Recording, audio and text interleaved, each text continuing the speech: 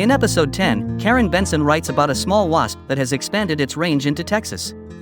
These wasps are valued as pollinators, pest controllers, and, would you believe, for making delicious honey. Even though they will tolerate people being near their nest, as Karen discovered, they do have their limits. Enjoy the podcast.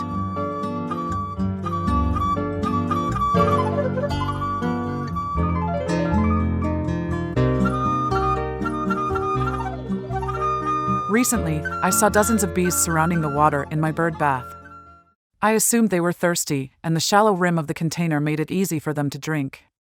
Looking closely, I noticed that not all bees were the same size, and some were only half as long as others. I sent a photo of these little bees to iNaturalist.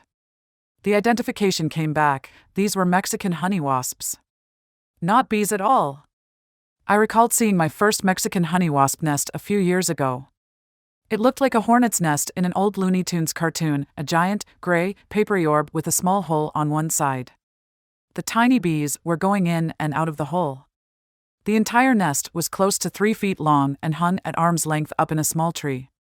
I talked my husband into coming with me to photograph this nest of Mexican honey wasps. I had read that these wasps are relatively mild-mannered as far as vespid wasps go. In general, you can get quite close to a nest if you do not harm it, the website said. Somehow, I interpreted this comment as they would not sting. We got up close. I jostled a limb slightly. The wasps let out a soft hissing sound reminiscent of opening a soda can.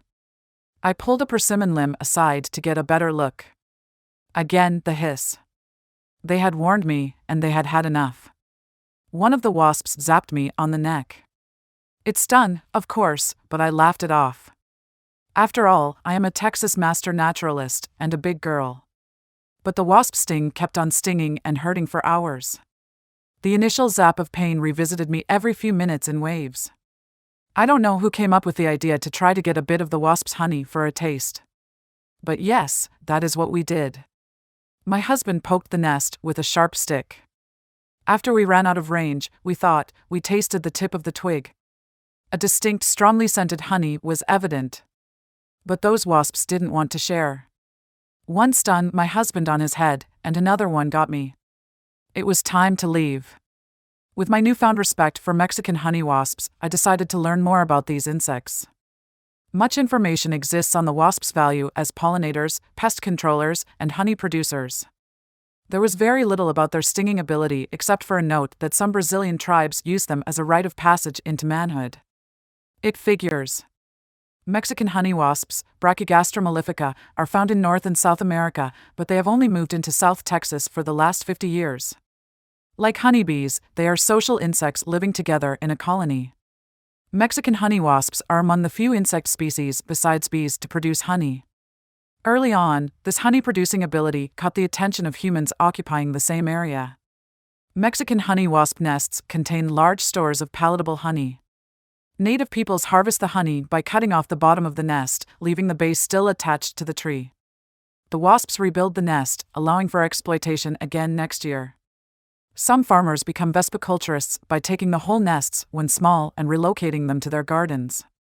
Periodically, the wasp farmers oust the insects with smoke, chop open the nest to get the honey, and then allow the wasps to return and rebuild the colony. In his Latin American Insects and Entomology, 1993, Charles Hogue describes the nest-building process. The wasps build semi-concentric rings of combs that they suspend from a branch. They make the combs of a relatively fragile paper-like material, which they produce by chewing wood fibers and mixing them with salivary secretions. The outer surface of the nest is a bag-like envelope of a much more robust version of wasp paper. There is usually only a single entrance to the nest near the bottom of the bag. Newly founded nests reach smallish football size in about 30 to 40 days. Mature nests can be up to 3 feet long and contain as much as 5 pounds of honey. Mexican honey wasps, like most wasps, are predators at least part of the time. Although they gather nectar and pollen from flowers, these wasps also prey on various insect pests. The Psyllid diaphorina citra is a very destructive pest in citrus groves. D. citra makes the fruit inedible and slowly destroys the citrus trees. This insect is common, especially in the late summer. Mexican honey wasps feast on these psyllids and decimate their populations. This behavior makes the wasps a very effective biological control agent for citrus farmers.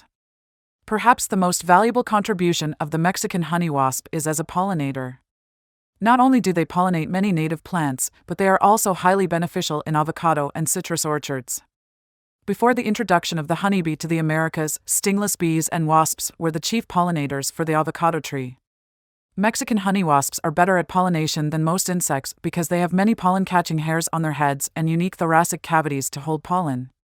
A mature colony of Mexican honey wasps can have anywhere from 3,000 to 20,000 individuals. A perennial nest usually lasts about 3 years before the colony moves on. During that time, the numerous queens produce thousands of worker wasps. These wasps are valuable pollinators, predators of pest species, and as honey producers. However, I strongly urge you not to provoke them. If you like these podcasts, please consider following us. Your interest and support are what make these segments possible. To learn more about Wild Texas, visit our website at www.reflectionstexas.com. Thank you.